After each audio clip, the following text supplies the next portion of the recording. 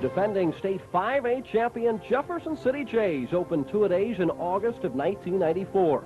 Another amazing season was about to unfold, featuring a rugged schedule, an historic coaching milestone, an overtime thriller, and eventually an unprecedented 9th state title.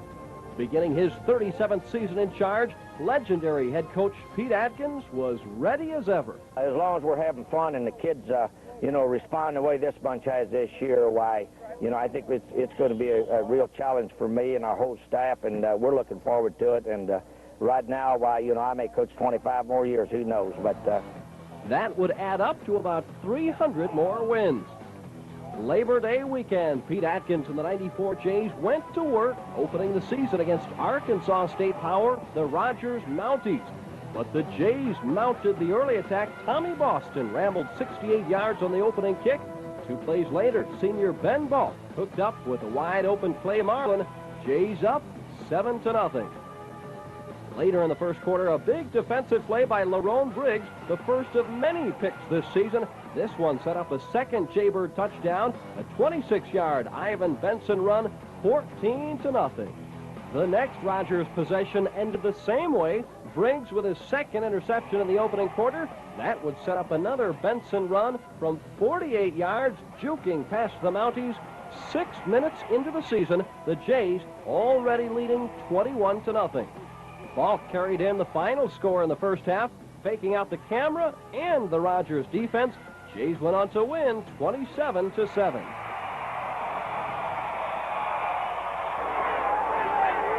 On the road to Kansas City for game number 2, a big birthday celebration for Coach Atkins, coming in the way of an offensive explosion.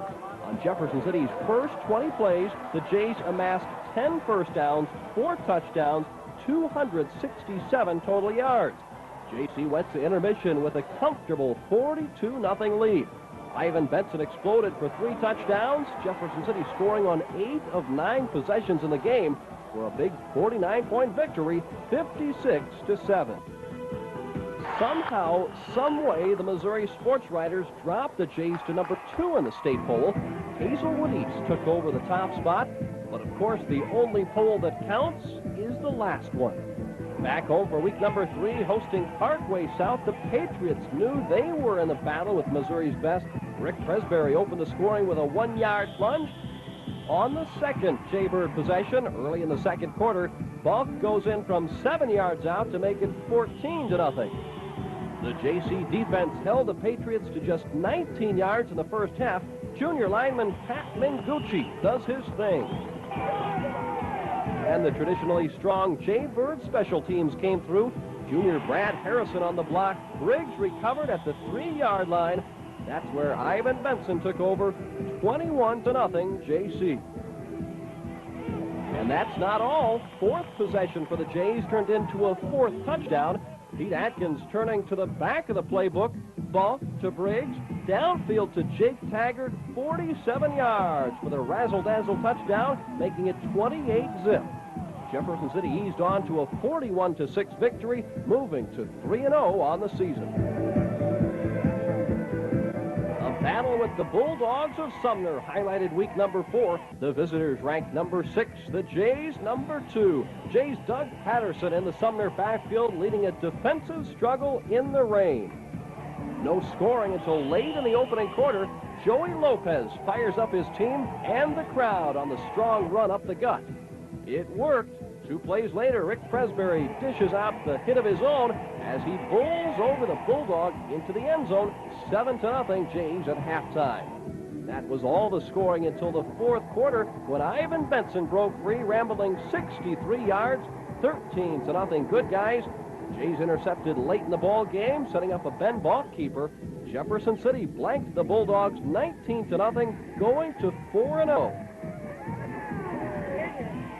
And it was back on the road again. A long overnight trip to Paducah, Kentucky to face the Tillman Tornado. The Jays stormed to victory after a slow first half. JC led 7-0. But the JCD forced 5 Tillman turnovers in the second half while holding the Tornado to just 7 yards rushing in the entire game. Jays moved to 5-0, a second straight shutout, 32-0. The Jaybird D's stood for domination in 1994.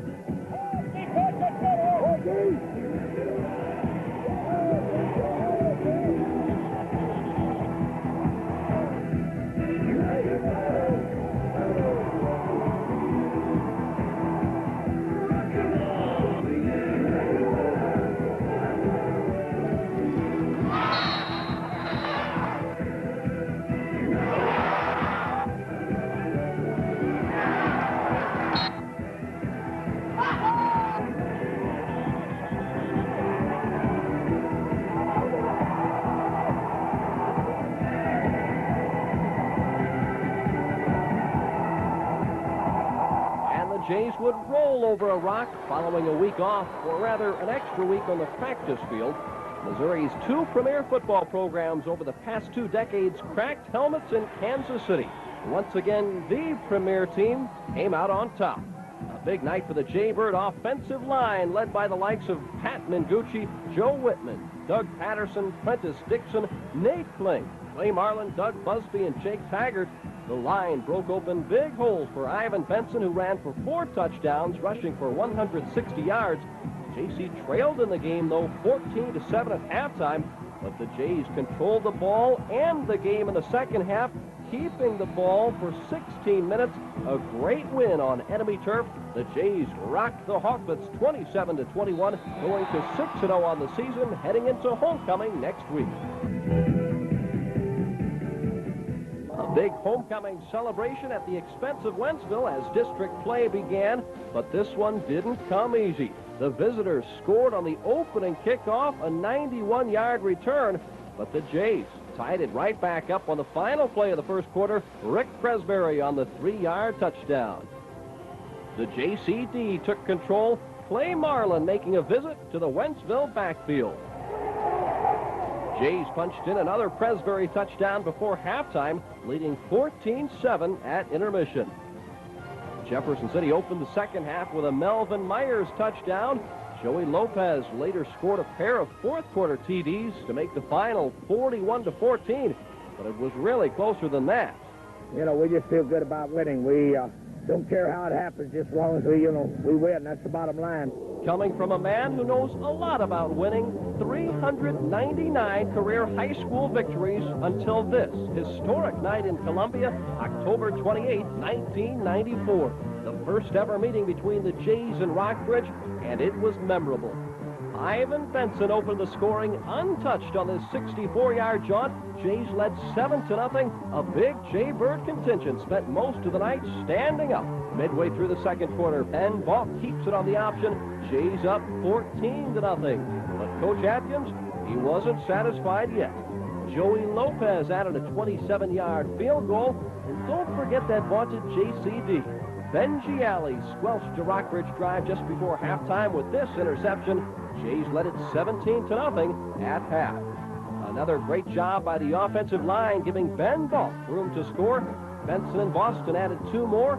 Jays routing Rockbridge 38-0 in one of the most impressive performances of the year, carrying Pete Atkins into the record books one more time with career victory number 400.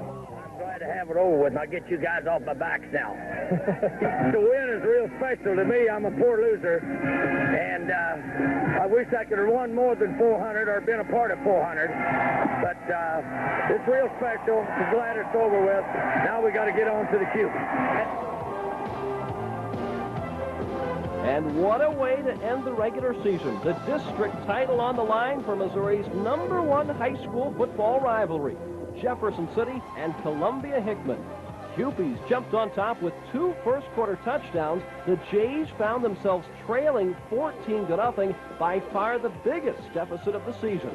But the Jays would not say die, taking advantage of some Kewpie miscues after a fumble recovery. Benson went in for the touchdown. Then just before halftime, Balk led the troops down the field, hitting Jake Taggart at the 17. From there, Joey Lopez knocked in the 34-yarder. Jays went to intermission trailing 14-10, but it could have been much worse. More heads-up play for JC, forcing a Corby Jones fumble. Pat Mingucci recovers. Then, on a 4th down and 2, Benson got the first down and much more. A 22-yard touchdown scamper. Jays, for the first time on the night, would take the lead 17-14. Hickman tied the game with a Matt Linnett field goal. He later missed a would-be game winner, leaving the game at 17-17 going to overtime. The Jays got the ball first and scored first. Benson finding pay dirt for the 3rd time on the night. Hickman, though, with a chance to tie it. 4th down, Corby Jones would not make it. Prentice Dixon led a host of 5 Jays as the JCD held on the biggest play of the season. The Jays move on with an unforgettable 24-17 overtime win. It was a great ball game, Rod. We felt very fortunate to be able to win. We came out flat and got ourselves in a hole, got down by 2 touchdowns, but the kids fought back. Very proud of the way they came back, you know, against adversity. And at 9-0, Pete Atkins and the Jays completed a 19th undefeated regular season, moving on to postseason play. First round playoff action at home on a muddy field hosting Francis Howell North. Only 1 touchdown in the opening half, coming on one of the longest drives in school history, 19 plays, 87 yards. Ivan Benson ran in the last 9 as the Jays led 7-0 at intermission. No more scoring until the 4th when Benson and Balk added rushing touchdowns. The Jefferson City defense, meanwhile, recorded its 4th shutout, 20-0, in a game featuring a visit from ESPN and SportsCenter's Bob Lee. The legacy that he has established, I mean, you can see the numbers, but until you spend time here on the ground and talk to people and get a sense here at the game and around practice of what this man is about and how he has built this program and how he's sustained it, then you really begin to get a sense of appreciation of what he is about. I think you get a sense that he's really part of the fabric of this community, and it's a remarkable story. The 10-0 Jays moved on to quarterfinal action in Springfield for a close encounter with the Kickapoo Chiefs. Joey Lopez put JC on top 7-0 midway through the first quarter.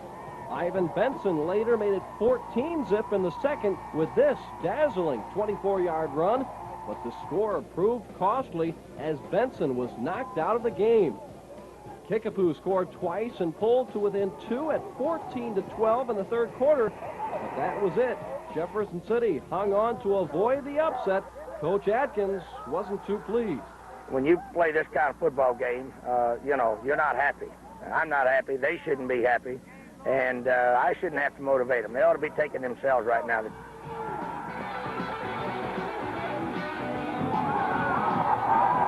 Jaybird Express is back on track. After a sluggish quarterfinal effort in Springfield, the Jays opened up like gangbusters in the semifinals. Second play from scrimmage, sophomore Lerone Briggs busted loose on the 67-yard scoring run. Jays led 7-0 over visiting Oak Park. In traditional fashion, Jays special teams came up with a big play early, blocking this first quarter Northman punt. And later in the opening period, Joey Lopez carried over from 3 yards out, the senior accounting for 25 points today, and the Jays were sending the Northmen southward in a hurry. The JCD also gave Oak Park a rude welcome on their first ever visit to the capital city. Prentice Dixon in on the sack. Coach Pete Atkins turned to the back of the playbook to close out the first half. Ben Balk pitching to Lerone Briggs, who launches it 45 yards to Jack Taggart, a foot shy of the goal line. That set up the Balk keeper as the Jays went to intermission leading 20-0.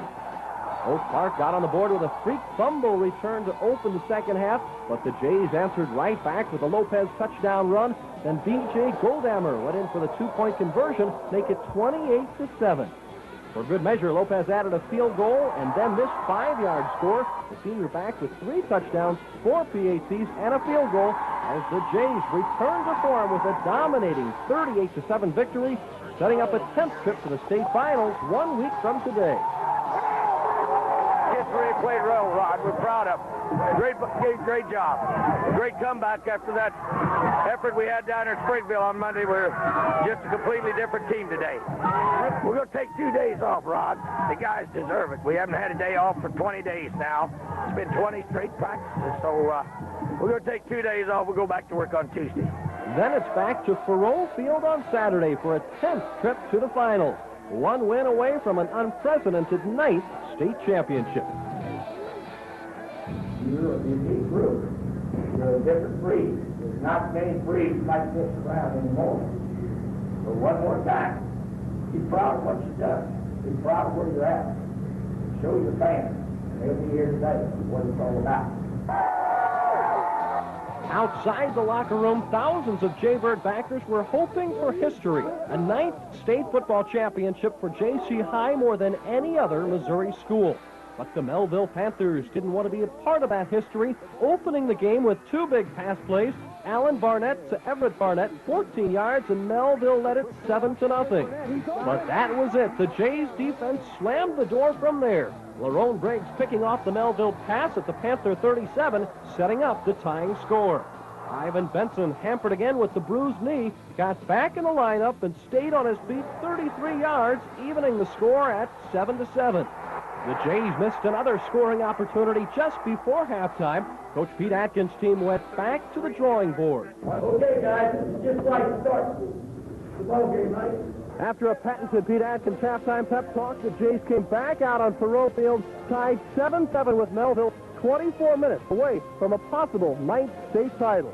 In Jaybird tradition, special teams came up with a key play. After a poor snap from center, Jefferson City took over at the Panthers' 6-yard line midway through the 3rd quarter. Moments later, Benson bowled in as the Jays went on top for the first time, 14-7, and that was the final. The JCD adding 2 more interceptions to preserve the 1994 state championship. We've had 9 of them. How special is this one? Well, I think in a lot of ways, Rod, winning one is great. When you try to win 2 in a row like this, we found out back in the 70s that that's a difficult job, but the team thought they could do it, so hey, we as coaches had to go along with them. Winners and still champions, the Jefferson City Jays.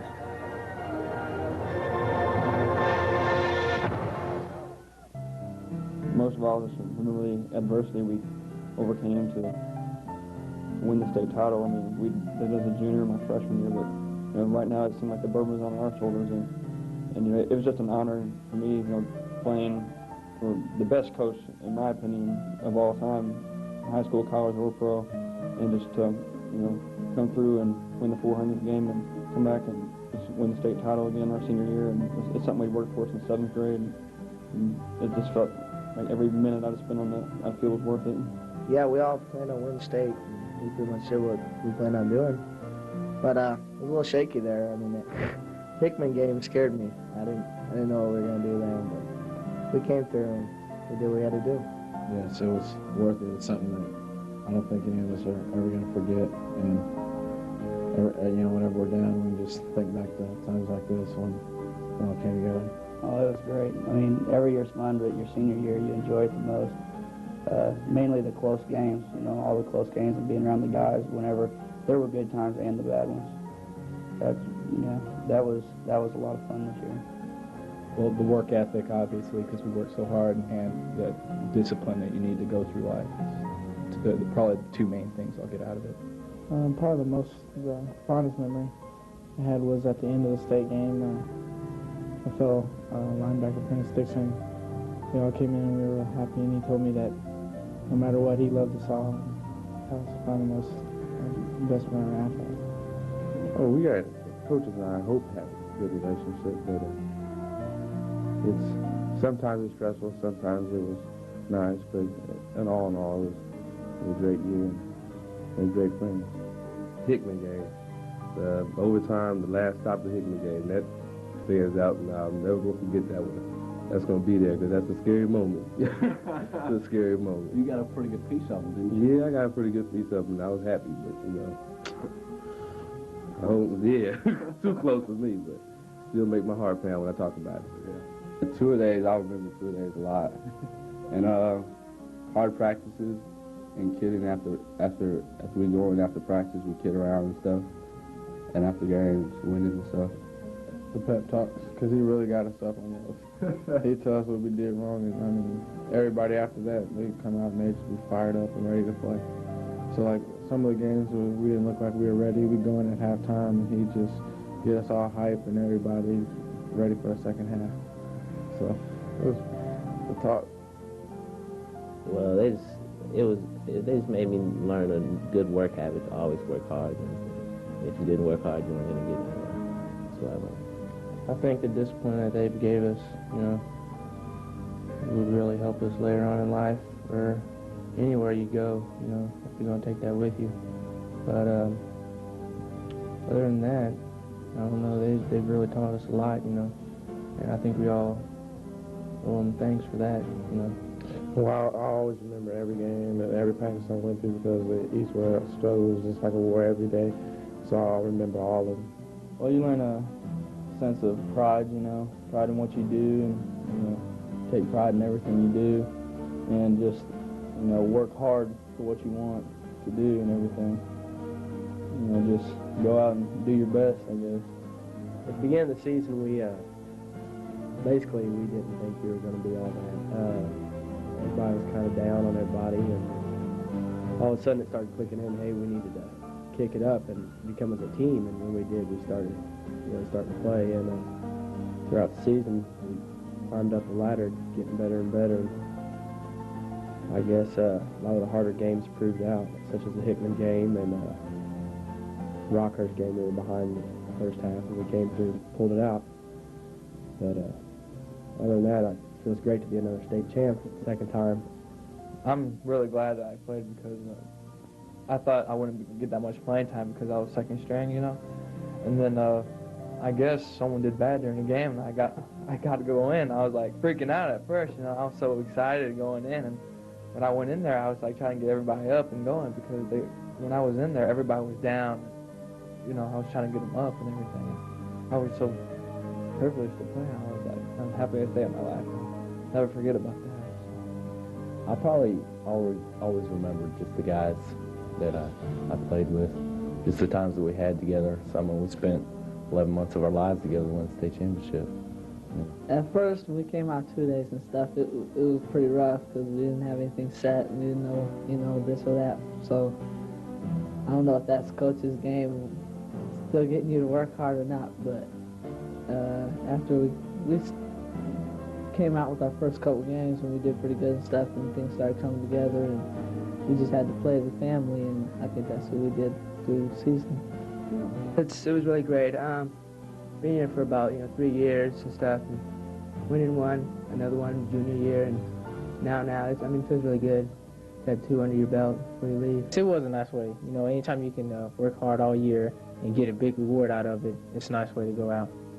And I think that I'll miss it. I'll miss Coach Atkins and the other coaches, and I don't mind having turf burns 2 years in a row. So I think it's a nice way to go out.